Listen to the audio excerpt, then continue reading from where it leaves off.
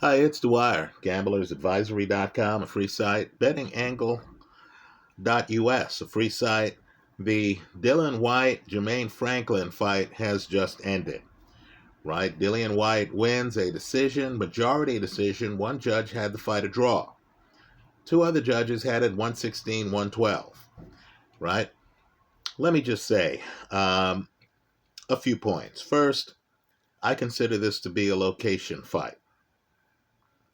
Right? If this fight were in the United States with a different referee, and we'll get to that, I believe the outcome could have been different.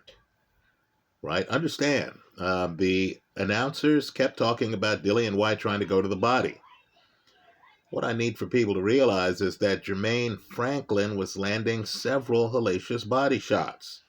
The only person on the telecast who seemed to understand that the fight was razor close was David Hay. Right? Everyone else was watching a different fight than I was watching. Apparently, two of the three judges were watching a different fight than I was watching. Right? So just understand, let's make some points here. Dillian Whyte enjoys having a body snatcher persona. Right? Even though he's taller than his opponent, even though he has faded in some fights. Right? The Joseph Parker fight, he's bone tired at the end of the fight. Let's stop kidding ourselves. Right? Dillian Whyte seemed to be of the mindset that if he landed a lot of body shots on an unbeaten Jermaine Franklin, who, like Andy Ruiz, is carrying weight around his midsection.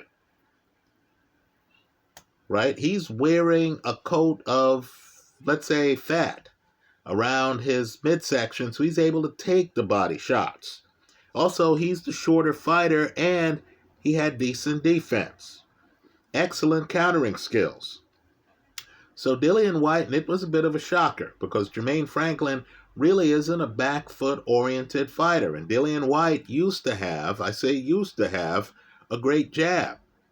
You thought with a guy who can't avoid your jab by going backwards, why wouldn't Dillian Whyte, especially before a home crowd, right? Home judging. Why wouldn't Dillian Whyte shoot the jab and make this fight really a verdict on his jab?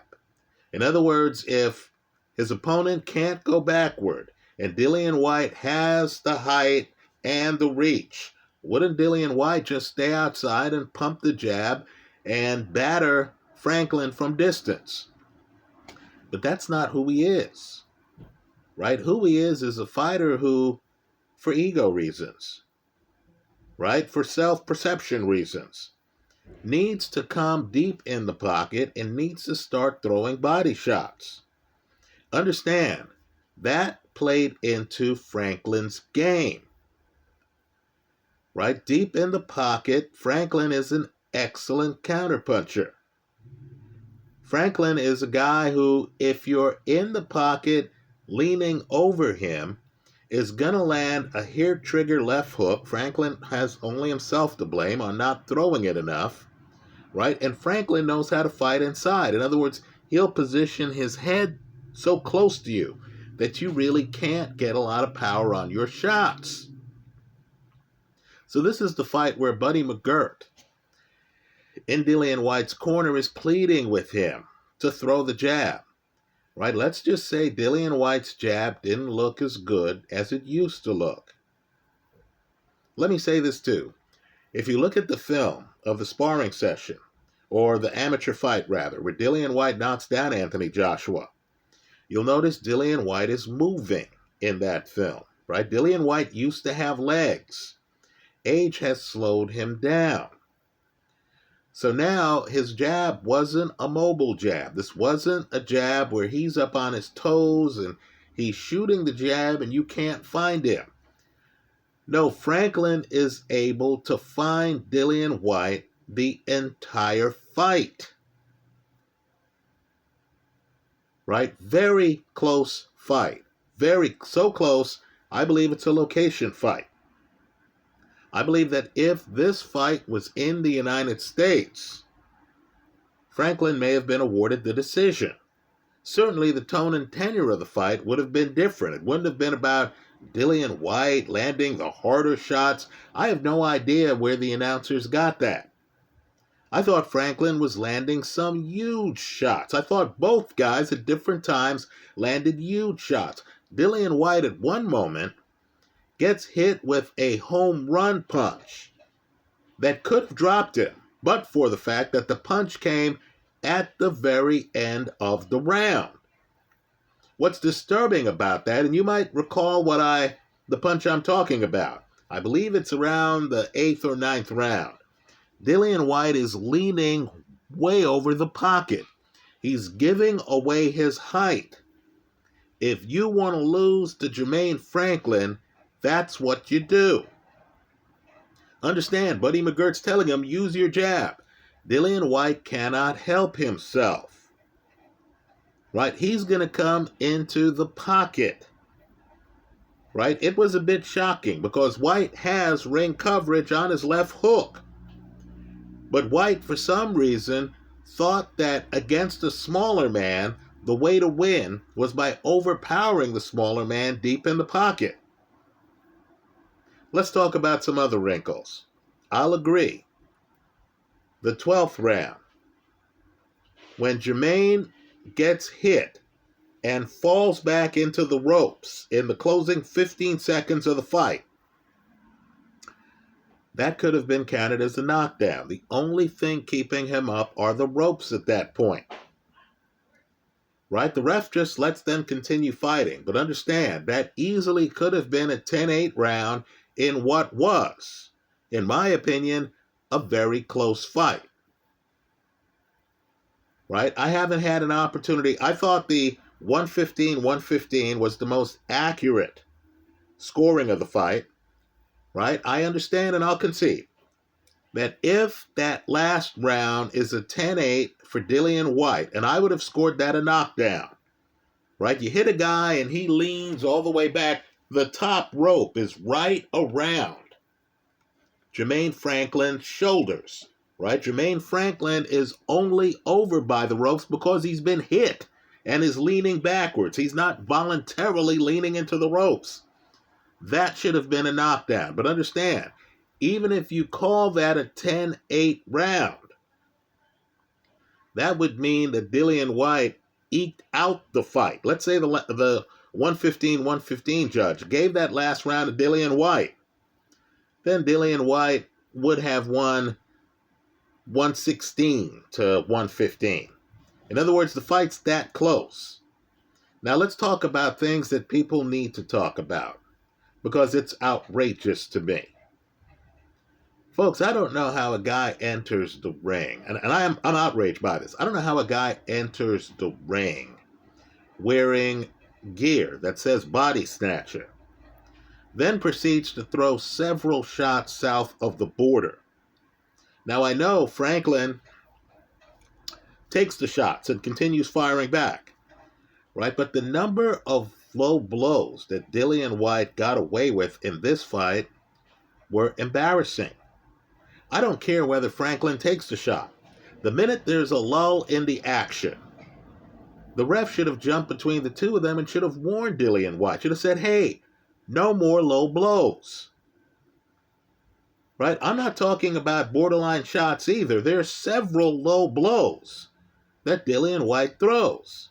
Now, Whyte is a master at having the referee over on his right side and throwing a left hook to the body that the ref really can't see.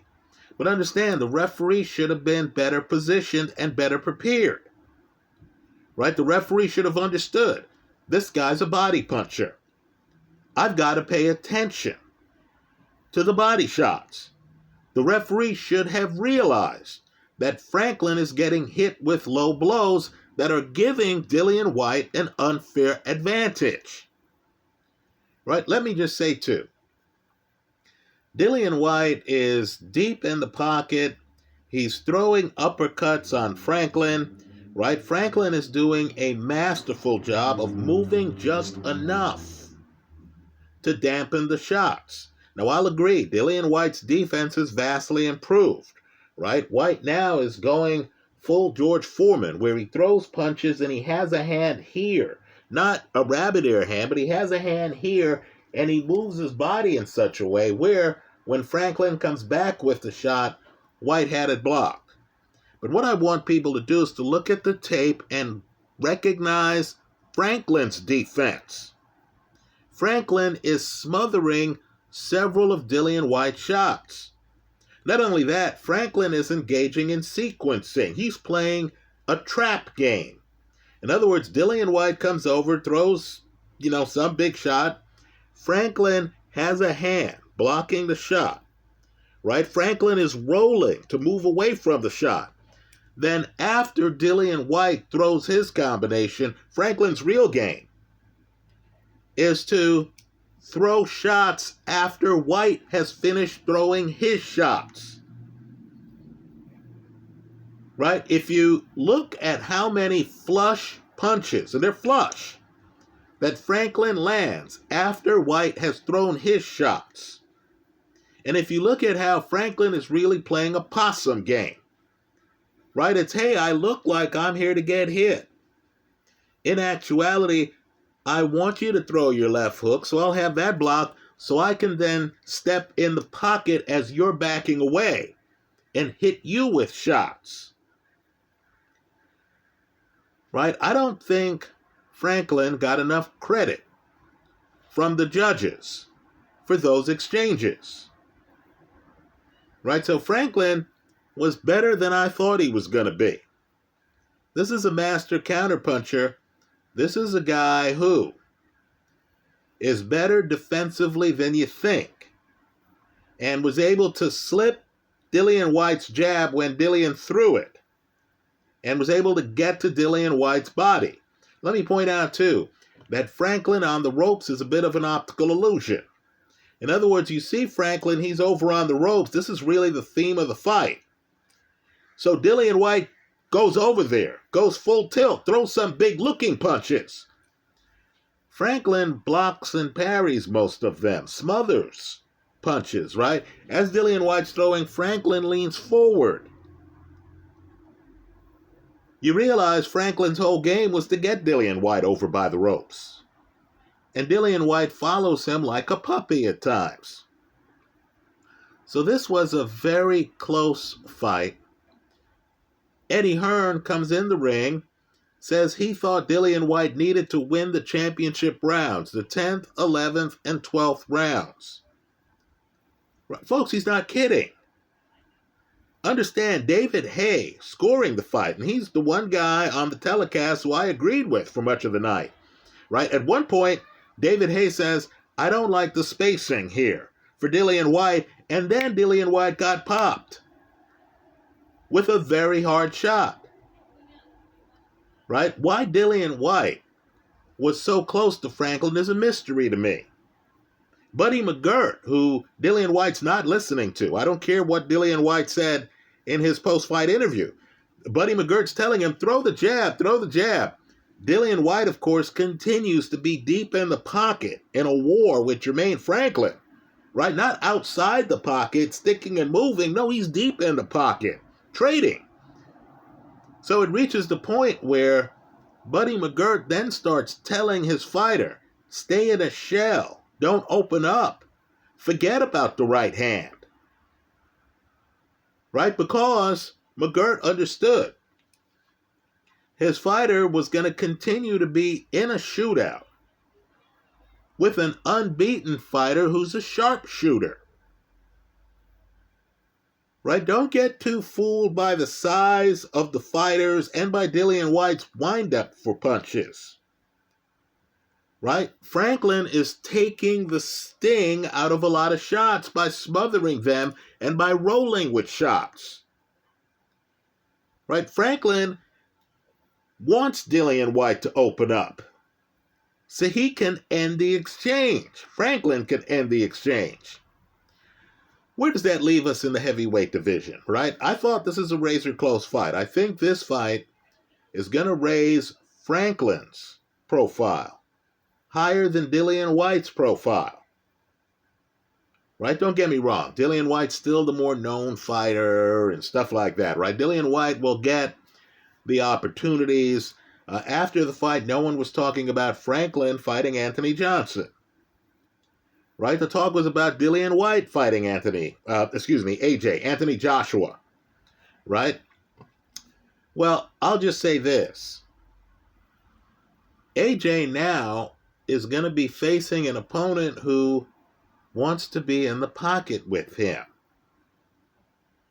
AJ's a blessed puncher.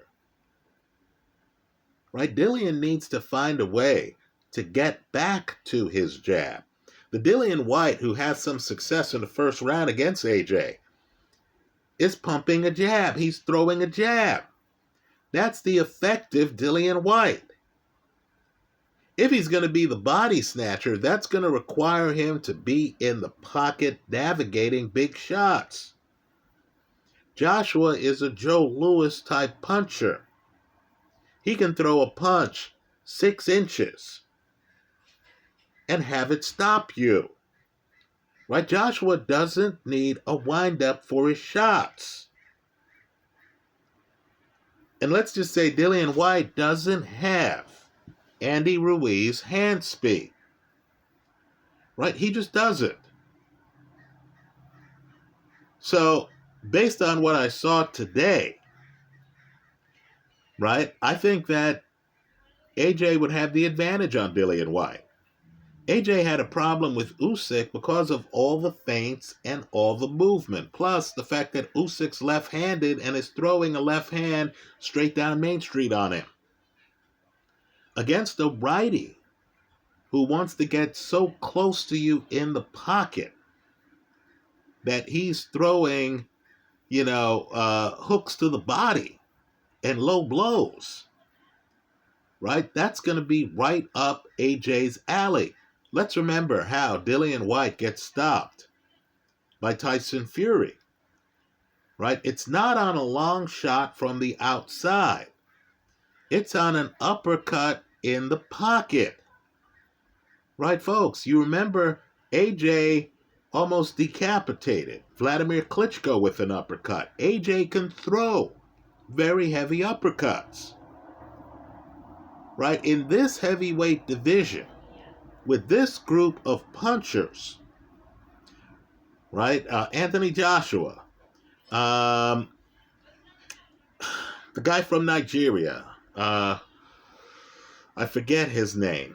His name's on the tip of my tongue, right? Zhang Zhili. With this group of punchers, I just think it's a bad idea to think you're going to beat them from the inside out, from in the pocket. Right to the outside. No, you want to fight from the outside, behind a jab. Force Anthony Joshua to try to find you. Move. Right? Like Usyk did. You want to fight from the outside in. You only want to come in the pocket when the other guy is hurt. Right? Fighting Anthony Joshua, who has a strong core, deep in the pocket, to me, seems to be a recipe for disaster. So let me just say, this fight from the Dillian Whyte side of the aisle, I know he thinks he pitched a masterpiece. I know he and Buddy McGirt, he was looking puzzled when David Diamante read the first score that had the fight a draw. Then, of course, he and Buddy McGirt were in the corner smiling after the fight after the other two judges had the fight wide. Right? I don't know what fight the other two judges saw. I'm with David Hay. I'm with the scorer who had the fight a draw. This fight was too close for comfort. I'm with Eddie Hearn, who thought that in a fight where Dillian Whyte's playing for the crowd, in a fight where Dillian Whyte ends the fight with an excellent, shot that should have been called a knockdown in the 12th round, right? He has the great ending to the 12th round. In that fight, it was too close for comfort. Right? Whyte's just lucky he had a referee who allowed him to throw a bunch of low blows. Let me also say, too, Franklin seemed to have control of a round, right? Rounds had ebbs and flows. Then the ref inexplicably stopped the action, pulls Franklin aside, and warns Franklin about throwing headbutts. Folks, I didn't see headbutts in this fight. I didn't know what the ref was doing. Not only that, the reason the two guys are always grappling in the pocket is because Dillian Whyte, the taller fighter, wanted to come in the pocket, wanted to throw body shots. That's why Franklin and Dillian Whyte are grappling in the pocket. I thought that was an unfortunate exchange. I hope the judges gave Franklin that round. Franklin seemed to have the upper hand. Franklin had it set up where he was, following Dillian Whyte after the ambush. I was shocked that the ref would use that opportunity to caution Franklin when the ref did absolutely nothing during rounds where Dillian Whyte is throwing low blows against a shorter opponent. Folks, that takes an effort. Franklin's shorter than Dillian Whyte as it is. Right? This wasn't the shorter guy throwing low blows on the taller guy. No, this was the opposite. The taller guy throwing low blows on the shorter guy. That should tell you how deep in the pocket and how low Dillian Whyte was. Right? Whyte has to get back to his jab. He needs to study that first AJ fight.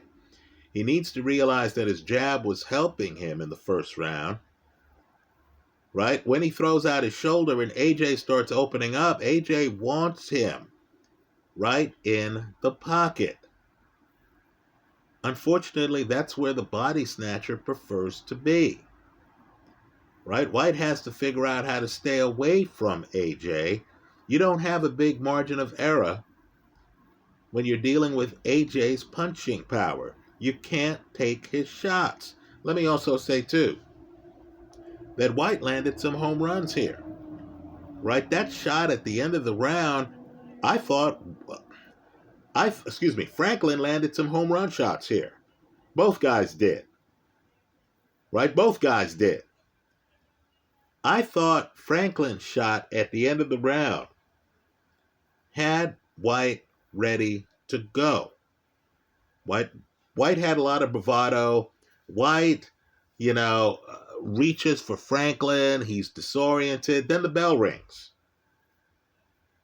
Right? That same shot thrown by an AJ or a Zhang Zhili would end the fight.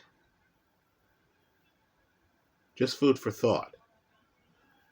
I congratulate Whyte. This was a tough fight. He needs to stop kidding himself. He needs to look at the film. He needs to turn, if he thinks he's doing masterful work, he needs to talk with confidants that hopefully he has that are separate and distinct from his corner. Hopefully Buddy McGirt, tells him the truth too, or somebody can explain to both McGirt and to Dillian Whyte why they thought this fight was razor close. It was. Right? I'm not sure if this exact fight would be scored this way in the United States. That's how I saw it. Let me hear from you. I hope you leave your comments in the comment section of this video. I thought David Hayes' line about not liking the spacing sums up the fight. Why wasn't Whyte using his height? Why wasn't he outside moving a little bit laterally behind a jab?